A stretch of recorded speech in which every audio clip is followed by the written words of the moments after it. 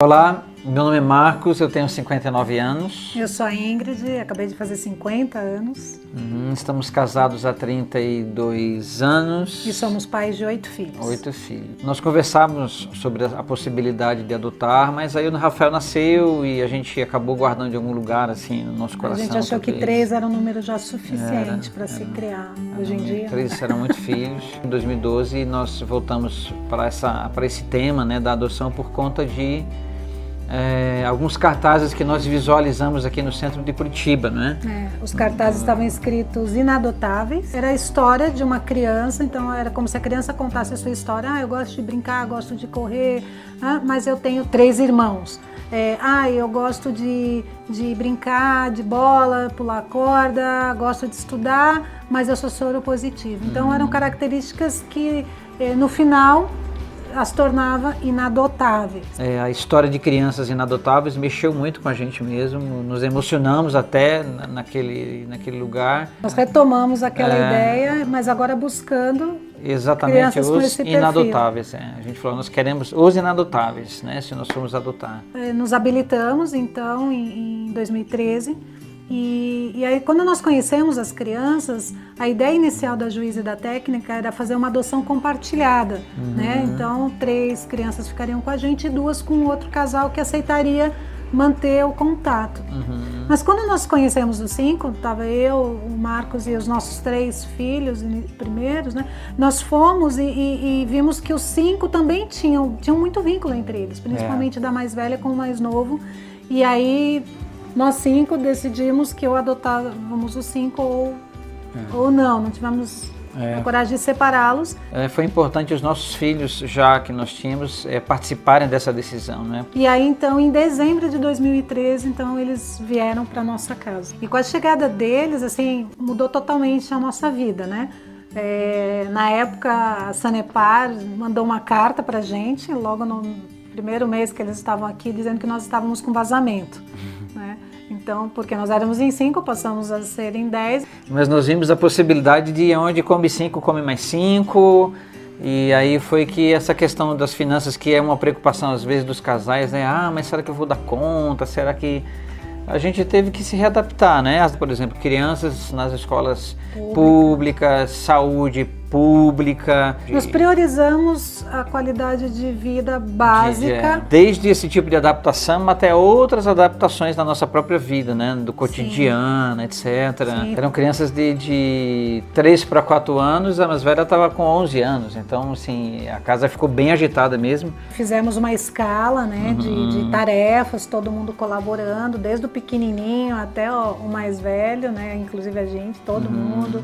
Fomos atrás de atendimentos, né, porque eles precisavam de reforço, precisavam de terapia. O primeiro ano foi muito difícil para a gente, né, a mudança foi muito radical, tanto para eles como para a gente. É importante a gente se preparar psicologicamente e fisicamente, porque eu achava, bom, eles eram grandes, eu não ia precisar nada de fisicamente, porque eu não ia precisar ficar carregando no colo, mas não foi isso que aconteceu. Eu tive uma capsulite adesiva no ombro, porque uma das minhas filhas se jogava muitas vezes no chão e eu levantava ela. Porque quando eles vêm para são acolhidos, eles vêm com essa necessidade de paternidade, de maternidade, de convivência familiar. Então é importante os pais que optam pela adoção pensem sobre isso, porque a necessidade é grande. Há casais que, por exemplo, adotam crianças, mas trabalham muito mais do que trabalhavam antes.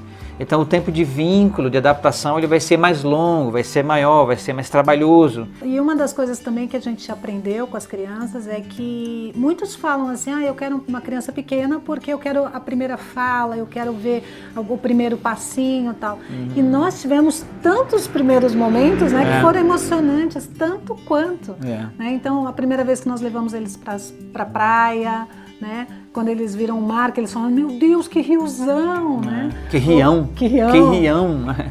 Ou quando a primeira vez que eles viram um elevador no shopping, então escada eles rolante. falaram, como que essa caixa está dentro da parede? Né? Então, assim, são emoções de coisas diferentes, mas que também tem a mesma sensação da primeira vez da criança. Então, a gente participa desses momentos, né? E é emocionante tanto quanto a primeira fala, né? Nós achávamos que pelos nossos filhos serem maiores, eles não sentiriam ciúmes dos menores, né? Isso não aconteceu, eles tiveram sim ciúmes e requereram da gente assim tempo de qualidade com eles também. Então nós também aprendemos a lidar com isso, conforme vinha vindo a demanda a gente ia ajustando. E costumo dizer também que não que os nossos valores mudaram, né? Eu lembro que quando eu preenchi a ficha lá, que a gente preenche para o início do processo, e aí tinha lá o que você não admitiria, e eu coloquei mentira, né? E aí é impossível, as crianças mentem, né? Então eu até brinco que, meu Deus, alguém não leu minha ficha. Até porque funciona meio que como um sistema de defesa para elas, sim, né? Até sim, a gente vai descobrindo e aprendendo isso depois, né? No decorrer. Então, não que a gente não ache importante falar a verdade, mas é o que a gente prioriza em casa, nós falamos a verdade. É um princípio que nós temos. Mas nós aprendemos que a mentira tem toda uma justificativa, tem todo um histórico, então a gente não dá mais aquele valor que a gente dava no início. Começou a acontecer de pessoas virem pedir para a gente conversar com famílias que estavam pensando em desistir dos seus filhos, né? Então nós começamos a conversar com essas famílias e o número foi aumentando até que então nós decidimos montar um grupo de apoio a pais que adotam. E nesse grupo a gente viu a importância mesmo da gente buscar ajuda, né? De não se isolar, não é porque meus filhos chegaram e a gente ouvia muitas pessoas dizerem, vocês são loucos, vocês estão procurando sarna para se coçar, para que estão fazendo isso? E aí quando a gente encontrou as famílias que falavam do mesmo assunto, que você podia abrir o coração e ninguém ia te recriminar por isso, a gente se sentiu muito à vontade, né? E assim, descobri que como é importante ter um ambiente, não é? Um grupo onde haja um ambiente que você possa falar, chorar, abrir o coração, por causa dessa importância do acompanhamento nessas fases de adaptação, ali 6 meses, 1 ano pelo menos, né, depois da adoção. É muito importante não só participar para buscar ajuda, mas participar para ajudar as pessoas, né? Na medida que você vai participando, abrindo o coração, falando, entendendo esse processo, muitos estão se tornando, junto conosco, pais que nos ajudam no processo do pós-adoção. Isso é bem importante. E não só os pais que encontram esse ambiente para conversar, mas os filhos também precisam ter o mesmo ambiente, de encontrar crianças com o mesmo perfil e que possam também falar das suas histórias e dos seus medos. Então o grupo tem feito isso, né? Com as crianças, com os adolescentes e com os pais também. Então a gente se reúne toda terça-feira, nós aprendemos muito com isso. E como é importante a gente ser participante da vida dessas crianças, é muito importante. Então se sinta motivado mesmo a caminhar nesse processo e adiante. As crianças, claro, elas ganham uma família, mas nós ganhamos também muito mais do que elas.